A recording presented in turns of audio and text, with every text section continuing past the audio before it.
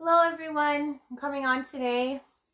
Basically, I wanted to do like a check-in because for those of you that have been participating and or watching, I've been going through the sacral chakras, originally just telling you about them.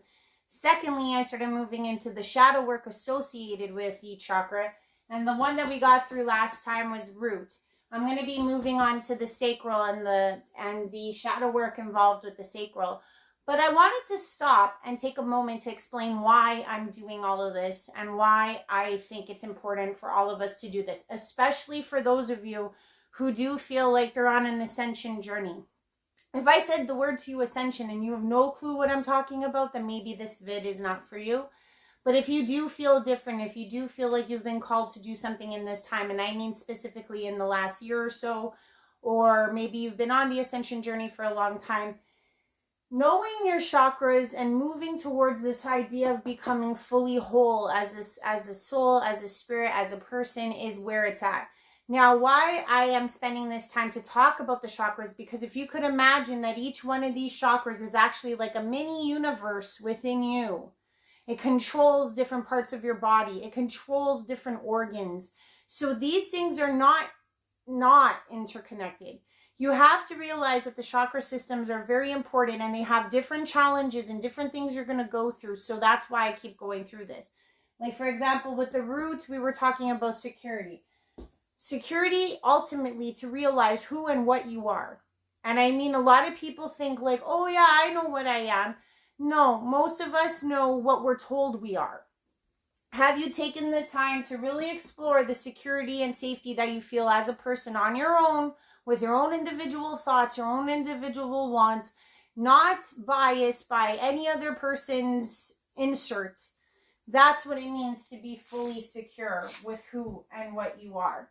And that's the challenges that people have to face when they are dealing with shadow work. So I just want to express this one by one. Next, with the sacral, like a lot of us associate sacral with sex. Not to say that sex isn't a big part of all of our lives, but also what it is it's a form of self-expression. It's a form of creativity for some of us. Some of us express ourselves best in a sexual nature. But also what people don't realize is that it's the creative flow of energy of self. How do you express you in the world out there? And it doesn't necessarily have to do with sex, but some of us do express ourselves with sex. Some of us don't express ourselves with sex. Some of us express ourselves in art, in music, singing, whatever the case may be. And all of that is interconnected with the sacral. So realistically, if you feel like you're somebody who suppresses your artistic talents because you're trying to conform to what the world and society is telling you, when you are doing this sacral work, next week when I do the shadow work that is concerned with the sacral, it's going to help open up this creative expression that all of us have. We all have it. Like right now, this is my form of creative expression because I'm not truly a drawer. As you can see, I can't draw for beans, but I do like to speak to people and I do like to open and share. So that's my form of creative expression to the world. So I hope this makes sense. Sacral, next week. If you guys are interested, check it out. Next one is solar plexus. Solar plexus is so important. Why I drew it as a sun is because it is like the sun. Like I said, it's all little universes, and the solar plexus, which is right here, what some would associate with the gut feelings or the intuition, like when you feel like, oh my gosh, this is not a good thing to do. That's coming from your solar plexus. And why the solar plexus is really important is because that's where your will comes from. Your will to live, your will to breathe, your will to do, your will to act, your will for anything. It is such an important chakra, and I'm going to be getting to that one, the shadow work involved with that, because that's a tough one, but it's also one that you want to work through, because what happens is that when you have your will working in congruency with yourself, meaning what you want to do versus, again, like I said, what others want you to do, you'll notice that you'll become a fuel house because your solar plexus or your sun expands as you give it fuel, as you give it, the room to grow in a sense, and you keep enacting your own will for what you want. So the solar plexus in its own right is a will of self. The farther, like for example, it took me a long time to even get to this place because I kept having to fight through all the barriers to say, hey, can I get on a camera at 40 something and start doing this instead of working my day-to-day 9-to-5 law job I used to have, and start moving into a new business and all of those things were me fighting for my will of self. So the solar plexus is one. It's like that little voice inside of you saying, you can do it. So the more you listen to that you can do it attitude, the more you listen to the you can do it style of being, you start to open up your solar plexus and start to fight for things that are important to you and for the will of those in your life, your family, etc. So just saying that. The heart.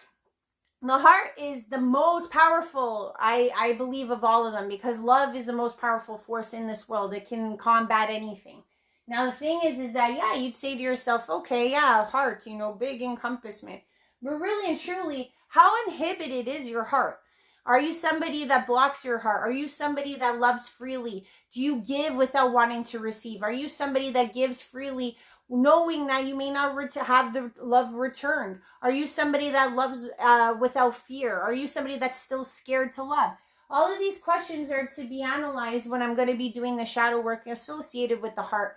But realistically, the freedom to love is not only the love of others, but do you have the freedom to love yourself? Can you look at yourself and say, hey, you know what? I'm a work in progress, or I'm a work of art, and accept yourself for who you are in that freedom of love. So this chakra is going to probably take a little longer just because it's so much to unpack. Love is such a huge encompassment of emotion. It's the biggest emotion because all emotions come from love. And I'll talk about that in the heart chakra. The next one, which is a really tricky one, but a very important one, because this is where truth of self comes from, which is the throat. You wouldn't understand this perhaps if you're someone who never stands up for yourself. You're probably not someone who would understand this if you always get told what to do and you just do what others say, because realistically, the truth of self comes from your throat. It's all those times that you didn't stand up for yourself. It's all those times that you knew something was wrong and you didn't react. It's all those times that you took abuse that you didn't deserve. And the thing is that speaking your truth, or even no matter how much it hurts others, or how much it may make you unfavorable to the group, learning how to speak your truth and open up this throat chakra is very important, because if you are trying to become this whole person, if you are trying to find happiness, if you are trying to be one with yourself, the throat chakra and standing up for yourself in those little moments is how you start to open it up. So I will say that the throat is a very important thing. It is its own universe in itself. That's why it's going to take your own form of shadow work to open this up. And let me tell you guys something. It took me a long time because I was always such a passive person. I never spoke up for myself. I let people walk all over me for many, many, many years. So I know the difference of having a closed one and an open one. And what I can say is that once I opened it up, I realized that I was able to sing a lot better. I was able to speak a lot better. I was able to do things that I always had to swallow or put away in the backseat. And you know what? It did cause a lot of issues, because if you can realize, when you stop yourself from being who you are, when you stop yourself from saying what you feel, you're actually causing disease. You're actually causing a form of illness because you're swallowing everything. It's like as if you're swallowing lies, because realistically, you're not speaking your own truth. You're allowing others and what they say to be real for you, versus you standing up and saying, no, I believe in this. This is what I want to see, what I want to do, and what I think is right. And you're actually allowing others to dictate your life. So in a sense, you're you're not speaking your truth, and you're actually going against your will of self. So that's what I'm trying to say. All of these are interconnected. If you don't do one, you'll have a hard time opening the other. And I'm guaranteeing that you have to do it in this order, because one is congruent with the other. So I just want to say that. The next one is your third eye. Now, the third eye can work in many ways. Some people call it the mind's eye. But what happens with this is, because as you start to speak your truth, you'll notice that a lot of illusions start to break down. You'll start to see the way people react to you when you start speaking your truth, when you start acting in your purpose. Because you'll see that they don't agree or disagree, or they're for you or they're against you, or they truly start to show you the version of self that they are. And you'll notice that as that time passes, you'll start to see through those illusions. You'll start to see who's right, who's wrong for you, what's really Like, for example, like when we watch the news, how much of that is really real? How much of that is just propaganda? How much of that is just designed to keep us in fear? And the thing is that someone with their sixth sense, of a third eye, would be able to decipher things like that quite easily, would be able to decipher things in the everyday life when they know the things are right or wrong or an illusion. So I'm not saying that people can't use their solar plexus like the first one. And again, this all goes back to this, because you have to develop that sense, that first sense of gut feeling and reacting to the gut feeling in order to then get your throat on, your heart working, and then also to open up that third eye. They all work together in order to be one symphony of the whole self. And lastly, worthiness. This is the hardest one, because the thing is that as you work through all of these, you'll notice at the end that, do you believe that you deserve it all? Do you believe that you deserve lots? Do you believe you deserve little? Do you believe that you deserve anything? Do you believe that you deserve to be here? That you're worth something? That's the hardest one for a lot of us to believe, because we're told from a very young age, or in middle age, or whatever age, that we're not what it is. We're not. For some reason, the way this world is designed is telling us that we're not. But the reality is that we are, because realistically, our uniqueness puts us in a role all by ourselves. There's nothing to compare us to, because there's no other version of you. So the thing is as you're working through, this will be the last one that ties this all together, because you start to walk into this idea of like, I am worth it because there is only one me. And because there's only one me, I'm the most unique. I'm the greatest that will ever be. And as you start walking into this mentality, or not just, it's a sense of self, it's a sense of being, you'll notice that you start to feel more whole. When you feel more whole, you don't question things like why you're here. You don't question your purpose. You don't question what it is that you're going to do, because you know that you're living in it. So realistically, and you're happy with what you've made of yourself up until this point, what you're going to do in the future, all of these things start to sink in and make you realize that there's more to life than just going after what others tell you. And you should chase after what makes you feel happy and whole.